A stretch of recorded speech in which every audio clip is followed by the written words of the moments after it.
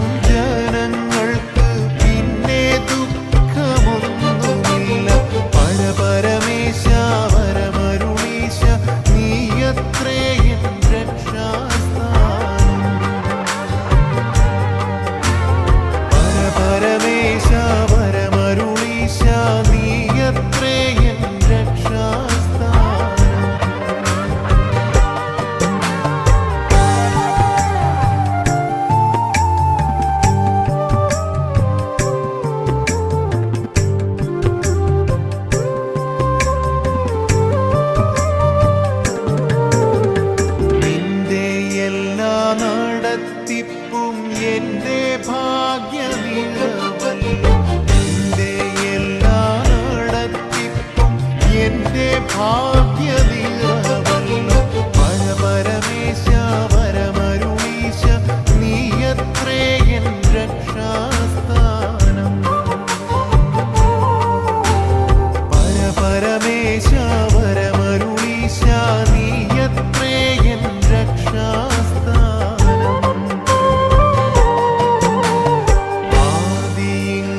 കൈപ്പാകിലും അന്ത്യമോ മധുരമത്രേ.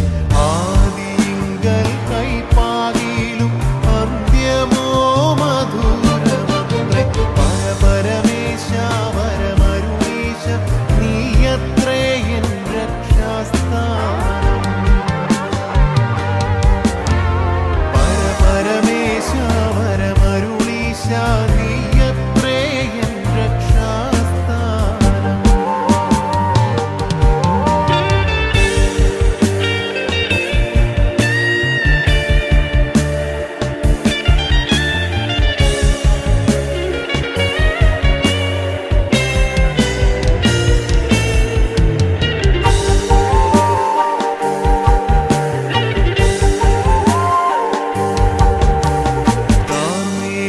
ത്തിനുള്ളിലീ ഞാൻ മിന്നും സൂര്യശോഭ കാണും. കാർമേഘത്തിനുള്ളിലീ ഞാൻ മിന്നും സൂര്യശോഭ കാണും. പരമേശ വരമരുളീശ നീയത്രേ എൻ രക്ഷാസ്ഥാനം. പരമേശ വരമരുളീശ നീയത്രേ എൻ രക്ഷാസ്ഥാനം. സന്ധ്യയിങ്കൽ വിലാപവും സന്തോഷമുഷസിങ്കലും. സന്ധ്യയിങ്കൽ വിലാപവും സന്തോഷമുഷസിങ്കലും. പരമേശ വരമരുളീശ നീയത്രേ എൻ രക്ഷാസ്ഥാനം. പരമേശ വരമരുളീശ നീയത്രേ എൻ രക്ഷാസ്ഥാനം.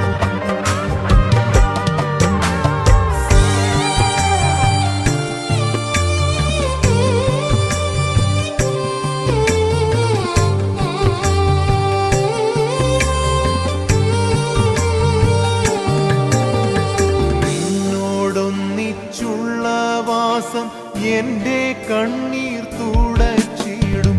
നിന്നോടൊന്നിച്ചുള്ള വാസം എന്റെ കണ്ണീർ തുടച്ചിടും. പരമേശ വരമരുളീശ നീയത്രേ എൻ രക്ഷാസ്ഥാനം. പരമേശ വരമരുളീശ നീയത്രേ എൻ രക്ഷാസ്ഥാനം.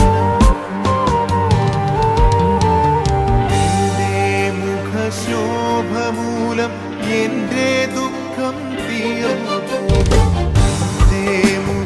മുഖശോഭമൂലം എന്റെ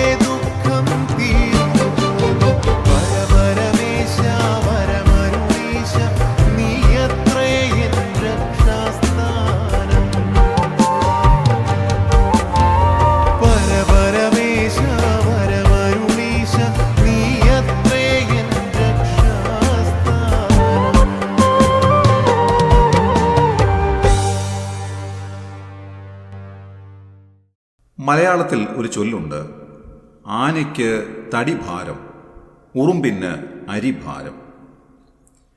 ആനയെ സംബന്ധിച്ചിടത്തോളം അത് ഏറ്റവും വലിയ തടി വലിച്ചുകൊണ്ട് പോകുന്നതായ ഒരു മൃഗമാണ്. അതിന് ഭാരമായിട്ട് തോന്നുന്നത് വലിയ തടികളാണ്. അതേസമയം ഉറുമ്പിനാണെങ്കിലോ ഒരു ചെറിയ അരിമണി അതിന് വലിയൊരു ഭാരമായിട്ടാണ് അനുഭവപ്പെടാറുള്ളത്. ഒരു അരിമണി എടുത്തുകൊണ്ട് പോകുമ്പോൾ ഉറുമ്പ് ഒരുപക്ഷെ ചിന്തിക്കാം, എത്ര വലിയൊരു ഭാരമാണ് ഞാൻ എടുത്തുകൊണ്ട് പോകുന്നത്. അതിനെ സംബന്ധിച്ചിടത്തോളം അതൊരു വലിയ ഭാരം തന്നെയാണ്. പ്രിയമുള്ളവരെ, നമ്മുടെ ജീവിതത്തിലും ഇതേപോലെ തന്നെയാണ് പല കാര്യങ്ങളും നമുക്ക് അനുഭവപ്പെടുന്നത് എന്ന് നാം മനസ്സിലാക്കേണ്ടിയിരിക്കുന്നു. എനിക്ക് വലുതായി തോന്നുന്നത് ഒരുപക്ഷെ മറ്റുള്ളവർക്ക് വളരെ ലഘുവായിട്ട് തോന്നാവുന്ന ഒരു കാര്യമായിരിക്കാം. എൻ്റെ ഇന്നത്തെ ആവശ്യം എന്നെ സംബന്ധിച്ചിടത്തോളം ഏറ്റവും വലുതാണ്. അതൊരു 100 രൂപയുടെ ആവശ്യമാണെന്ന് വിചാരിക്കുക. കാരണം ഞാനൊരു സാധാരണക്കാരനായ ഒരു ദരിദ്രനായ മനുഷ്യനായതുകൊണ്ട് എന്നെ സംബന്ധിച്ച് ഈ 100 രൂപ ഏറ്റവും വലുതാണ്. അതേസമയം 10,000 കൈകാര്യം ചെയ്യുന്ന ഒരു വ്യക്തിയുടെ ഇന്നത്തെ ഏറ്റവും വലിയ ആവശ്യം എന്ന് പറയുന്നത് ഒരു പക്ഷെങ്കിൽ ഒരു 25,000 രൂപയായിരിക്കാം. അദ്ദേഹത്തിന് അതാണ് ഒരു വലിയ ആവശ്യമായിട്ട് അദ്ദേഹത്തിന് മുൻപാകെ തോന്നുന്നത്. ഇനിയും അതിൻ്റെ അപ്പുറത്തേക്ക് ചിന്തിച്ചാലോ, ലക്ഷക്കണക്കിന് രൂപ കൈകാര്യം ചെയ്യുന്ന ഒരു വ്യക്തിയുടെ ഇന്നത്തെ ഒരു ആവശ്യം ഒരു പക്ഷെങ്കിൽ ഒരു 5 ലക്ഷം രൂപയായിരിക്കാം. അദ്ദേഹത്തെ സംബന്ധിച്ചിടത്തോളം 100 രൂപയോ 5,000 രൂപയോ 10,000 രൂപയോ ഒന്നും അദ്ദേഹത്തിൻ്റെ ഒരു പ്രശ്നമേ അല്ല.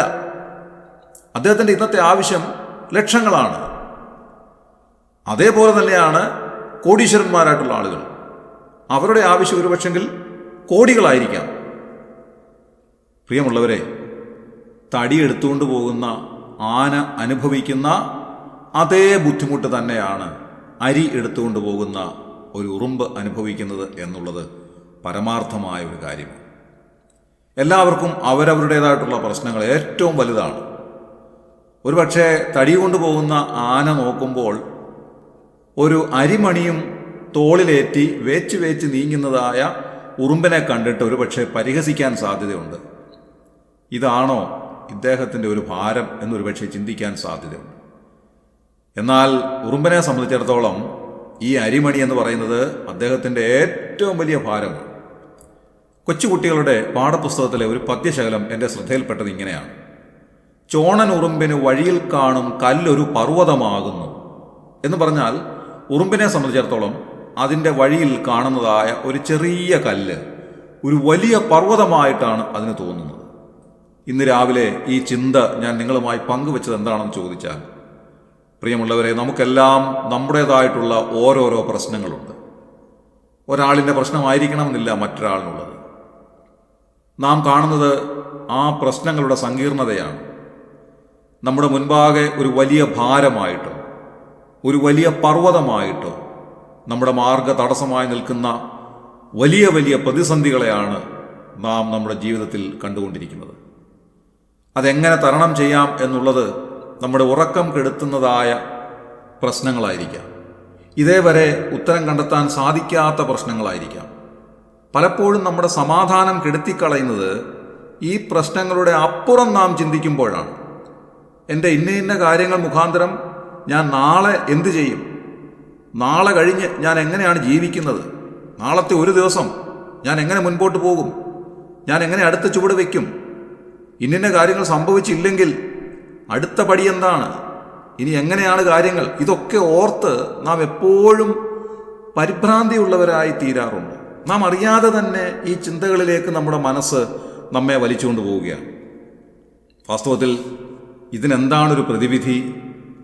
ഇത് പറയുമ്പോൾ എൻ്റെ മനസ്സിലേക്ക് ഒരു പഴയ സംഭവം ഓർമ്മ വരികയാണ്. ഞങ്ങളുടെ വീടിൻ്റെ മുൻപിൽ ഒരു നെല്ലിമരം നിൽപ്പുണ്ട്. നല്ല ഉയരത്തിലാണ് അതിൻ്റെ ശിഖരങ്ങളുള്ളത്. ഒരു തവണ അത് കായ പിടിച്ചതായ സമയത്ത് നല്ല വലിപ്പമുള്ള കായ്കളായിരുന്നു. അത് താഴെയുള്ള കായ്കളൊക്കെ ഞങ്ങൾ പറിച്ചെടുത്തു. എന്നാൽ അതിൻ്റെ മുകൾ ഭാഗത്ത് നിൽക്കുന്നത് പറിച്ചെടുക്കുവാൻ ബുദ്ധിമുട്ടായതുകൊണ്ട് അത് അവിടെ തന്നെ നിന്നിരുന്നു. വളരെ ഉയരത്തിലാണ് അത് നിന്നിരുന്നത്. അത് അധികമൊന്നുമില്ലായിരുന്നു, അങ്ങിങ്ങായി നിൽക്കുന്ന കുറേ നെല്ലിക്ക മാത്രം. ആ സമയത്ത് ഞങ്ങളുടെ ബന്ധുവായ ഒരു മകൻ ഞങ്ങളുടെ വീട്ടിലേക്ക് വന്നു. അദ്ദേഹം ഈ മുകളിൽ നിൽക്കുന്നതായ നെല്ലിക്ക കണ്ടിട്ട് എന്നോട് പറഞ്ഞു, അച്ചായ, ദാ ആ ഏറ്റവും മുകളിൽ ഒറ്റയ്ക്ക് നിൽക്കുന്ന ആ നെല്ലിക്ക ഞാൻ ഇപ്പോൾ താഴെ ഇടുകയാണ്. ഇത് പറഞ്ഞതിന് ശേഷമായി അദ്ദേഹം കുനിഞ്ഞ് ഒരു കല്ലെടുത്ത് ഉന്നം പിടിച്ച് ഒരേറ് കൊടുത്തു. ആ ഏറിൽ ആ ഒറ്റയ്ക്ക് നിന്നതായ ആ ഒരു നെല്ലിക്ക താഴെ വീണു. എനിക്ക് അത്ഭുതമായി പോയി. വീണ്ടും അദ്ദേഹം പറയുകയാണ്, അച്ചായ, അടുത്തത് എൻ്റെ ലക്ഷ്യം, താഴെ 2 നെല്ലിക്ക നിൽപ്പുണ്ട്, അതിൽ ഇടവശത്ത് നിൽക്കുന്നതായ ആ ഒരു നെല്ലിക്ക, അത് ഞാൻ താഴെ ഇടാൻ പോവുകയാണ്. പറഞ്ഞു തീർന്നില്ല. വീണ്ടും അടുത്ത കല്ലെടുത്ത് അദ്ദേഹം ഉന്നം പിടിച്ച് അടുത്ത ഒരേറിൽ ആ 2 നെല്ലിക്കയിൽ ഇടതുഭാഗത്ത് നിൽക്കുന്നതായ ആ ഒരു നെല്ലിക്ക കൃത്യമായി എറിഞ്ഞ് താഴെ ഇട്ടു. എനിക്ക് വാസ്തവത്തിൽ അത്ഭുതമായി പോയി. ഞാൻ അദ്ദേഹത്തോട് ചോദിച്ചു, മോനെ, നീ എങ്ങനെയാണ് ഈ കൃത്യമായി ഈ ഒരു നെല്ലിക്ക എറിഞ്ഞ് താഴെ ഇട്ടത്? അവൻ എന്നോട് പറയുകയാണ്, അച്ചായ, ഞാൻ എറിയുന്നതിന് മുൻപായി ഉന്നം പിടിക്കും. ഉന്നം പിടിച്ച് ഏത് സാധനമാണോ എറിഞ്ഞ് താഴെ ഇടേണ്ടത് കൃത്യം അത് മാത്രമേ ഞാൻ കാണുകയുള്ളൂ. എറിയുന്നതായ സമയത്ത് അതിന് തൊട്ടടുത്ത് നിൽക്കുന്ന ഒരു കാര്യങ്ങളും എൻ്റെ ശ്രദ്ധയിൽപ്പെടാറില്ല. ഞാൻ എന്തിലേക്കാണോ എറിയുന്നത് ആ എറിയേണ്ടുന്നതായ ആ ഒരു സാധനം മാത്രമേ എൻ്റെ ശ്രദ്ധയിൽ വരാറുള്ളൂ. അതിൻ്റെ തൊട്ടടുത്ത് നിൽക്കുന്നതായ നെല്ലിക്കയോ അടുത്ത് നിൽക്കുന്ന ശിഖരങ്ങളോ കാറ്റിലാടുന്ന ഇലകളോ ഒന്നും എൻ്റെ ശ്രദ്ധയിൽ വരാറില്ല. ആ ഏറ് കൊള്ളേണ്ടുന്നതായ ഒരേ ഒരു ഓബ്ജക്റ്റ് മാത്രം എൻ്റെ ശ്രദ്ധയിൽ പെടുകയാണ്.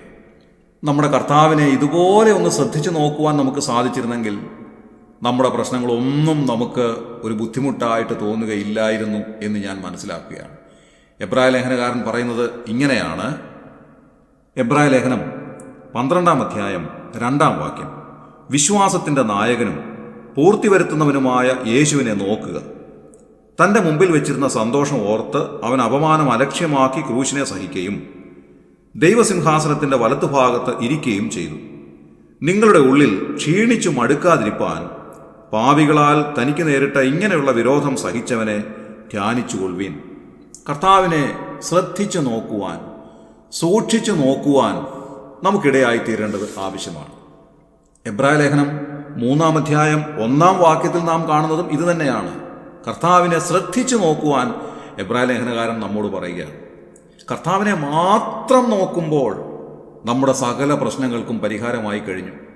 നാം കാണുന്നത് നമ്മുടെ പ്രശ്നങ്ങളാണ്. എന്നാൽ അതിന് മീതെ നിൽക്കുന്ന കർത്താവിനെ കാണുവാൻ നമുക്ക് സാധിക്കുന്നില്ല എന്നുള്ളതാണ് നമ്മുടെ ഏറ്റവും വലിയ പ്രശ്നം. രാത്രി 4-ാം യാമത്തിൽ കടലിന്മീതെ നടന്ന് പടകിൻ്റെ അടുക്കിലേക്ക് വരുന്ന കർത്താവിനെ കണ്ടിട്ട് ശിഷ്യന്മാർ ഭയവിഹ്വലരായി നിലവിളിക്കാൻ തുടങ്ങി. കർത്താവ് അവരോട് പറഞ്ഞു, ഭയപ്പെടേണ്ട, ഇത് ഞാനാകുന്നു. അപ്പോൾ പത്രോസ് കർത്താവിനോട് പറയുകയാണ്, കർത്താവേ, അത് നീയാകുന്നുവെങ്കിൽ ഞാൻ വെള്ളത്തിന്മീതെ നടന്ന് നിന്റെ അടുക്കിലേക്ക് വരേണ്ടതിന് കൽപ്പിക്കണമേ എന്ന് പറഞ്ഞു. വരിക എന്നവൻ പറഞ്ഞു. പത്രോസ് പടകിൽ നിന്ന് ഇറങ്ങി യേശുവിൻ്റെ അടുക്കൽ ചെല്ലുവാൻ വെള്ളത്തിന്മേൽ നടന്നു.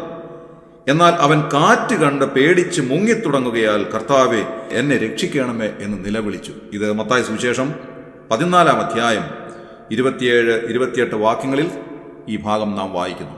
കർത്താവായ യേശുവിനെ മാത്രം കണ്ടപ്പോൾ പത്രോസിന് വെള്ളത്തിന്മീതെ നടക്കുന്നതിൽ യാതൊരു ബുദ്ധിമുട്ടുമില്ലായിരുന്നു. എന്നാൽ താൻ കാറ്റ് കണ്ട് പേടിച്ചു പോയപ്പോഴാണ് വാസ്തവത്തിൽ താൻ മുങ്ങിത്തുടങ്ങിയത്. അതുവരെയും കർത്താവിനെ മാത്രം കണ്ടുകൊണ്ടിരുന്നായ പത്രോസ് വെള്ളത്തിന്മീതെ ചില ചുവടുകൾ യാതൊരു ബുദ്ധിമുട്ടുമില്ലാതെ നടന്നുപോയി. എന്നാൽ തൻ്റെ നോട്ടം ഒരു സമയത്തേക്ക് ചുറ്റുപാടുകളിലേക്ക് മാറിപ്പോയി. വലിയ കാറ്റും കോളും താൻ കണ്ടു. അപ്പോഴാണ് താൻ മുങ്ങിത്തുടങ്ങിയത്. പ്രിയമുള്ളവരെ, പലപ്പോഴും നാം നമ്മുടെ പ്രശ്നങ്ങൾ മാത്രമാണ് കാണുന്നത്. എന്നാൽ പ്രശ്നങ്ങളുടെ മീതെ നിൽക്കുന്ന കർത്താവിനെ മാത്രം കാണുവാൻ നമുക്ക് സാധിക്കുന്നുവെങ്കിൽ നമ്മുടെ സകല പ്രശ്നങ്ങൾക്കും പരിഹാരമായി എന്നുള്ളത് ഇന്ന് രാവിലെ ഞാൻ ഓർപ്പിക്കട്ടെ. നാം രാവിലെ കേട്ടതായ പാട്ടിൻ്റെ ഒരു ചരണം ഒന്നുകൂടെ പാടി ഈ ധ്യാനങ്ങൾ അവസാനിപ്പിക്കാം. നിന്നെ കാണും ജനങ്ങൾക്കു പിന്നെ ദുഃഖമൊന്നുമില്ല, നിന്നെ കാണും ജനങ്ങൾക്കു പിന്നെ ദുഃഖമൊന്നുമില്ല. പരപരമേശ പരമരുളീശ നീയത്രേയൻ രക്ഷാസ്ഥാനം. നമ്മുടെ കണ്ണുകളെ അടയ്ക്കാം, നമുക്ക് പ്രാർത്ഥിക്കാം. ക്രിസ്തുയേശുവിലൂടെ അതിവാത്സല്യമായി ഞങ്ങളെ സ്നേഹിക്കുന്ന സ്വർഗീയ പിതാവാ നല്ല ദൈവമേ, ഈ രാവിലെ സമയത്തിനായി ഞങ്ങൾ നന്ദിയോടെ സ്തോത്രം ചെയ്യും. പലപ്പോഴും കർത്താവെ, ഞങ്ങളുടെ മുൻപാകെ ഞങ്ങളുടെ പ്രശ്നങ്ങളാണ് വലുതായിട്ട് ഞങ്ങൾ കാണുന്നത്. എന്നാൽ അതിൻ്റെ മീതെ നിൽക്കുന്ന കർത്താവിനെ മാത്രം കാണുവാൻ ഞങ്ങളെ സഹായിക്കണമേ. കർത്താവെ, പലപ്പോഴും ഞങ്ങൾ ചുറ്റുപാടുകളിലേക്ക് നോക്കി കൊടുങ്കാറ്റും തിരമാലയും കണ്ടുകൊണ്ട് ഞങ്ങൾ ഭയവിഹ്വലരായി തീരുകയാണ്. എന്നാൽ കർത്താവെ, അവിടുത്തെ മുഖം മാത്രം കണ്ടുകൊണ്ട് ഈ കടലിൻ്റെ മീതെ നടക്കുവാൻ ഞങ്ങളെ അവിടുന്ന് സഹായിക്കണമേ എന്ന് പ്രാർത്ഥിക്കുന്നു. ഞങ്ങളുടെ പ്രശ്നങ്ങളെക്കാൾ ഉപരിയായി അതിൻ്റെ മീതെ നിൽക്കുന്ന കർത്താവിൻ്റെ മുഖം മാത്രം കണ്ടുകൊണ്ട് ഇന്നത്തെ പകൽക്കാലം ജീവിപ്പാൻ ഞങ്ങളെ സഹായിക്കണമേ. ഞങ്ങളുടെ എല്ലാ പ്രശ്നങ്ങളുടെയും പരിഹാരം അവിടുത്തെ കരങ്ങളിലുള്ളതിനായി ഞങ്ങൾ നന്ദിയോടെ സ്തോത്രം ചെയ്യും. നാളെ ഓർത്ത് വിഷമിക്കേണ്ട എന്ന് അവിടുന്ന് ഞങ്ങളോട് കൽപ്പിച്ചിട്ടുള്ളതിനായി ഞങ്ങൾ നന്ദിയോടെ സ്തുതിക്കുന്നു. കർത്താവേ, ഇന്നത്തെ ദിവസം ഞങ്ങളെ അനുഗ്രഹിക്കുകയും സഹായിക്കുകയും ചെയ്യണമേ. സ്വർഗീയമായ സഹായം ഞങ്ങൾക്ക് നൽകണമേ. അവിടുന്ന് അങ്ങനെ ചെയ്തിരിക്കാൽ ഞങ്ങൾ നന്ദി പറയുന്നു. അവിടുന്ന് ഞങ്ങളെ വലം കൈക്ക് പിടിച്ചിരിക്കാൽ ഞങ്ങൾ നന്ദി പറയുന്നു. ഞങ്ങളുടെ പ്രാർത്ഥന അവിടുന്ന് കേട്ടതിനായി സ്തോത്രം. ഞങ്ങളുടെ കർത്താവ് രക്ഷിതാവുമായ യേശു ക്രിസ്തുവിൻ്റെ ധന്യമായ നാമത്തിൽ തന്നെ. ആമേൻ.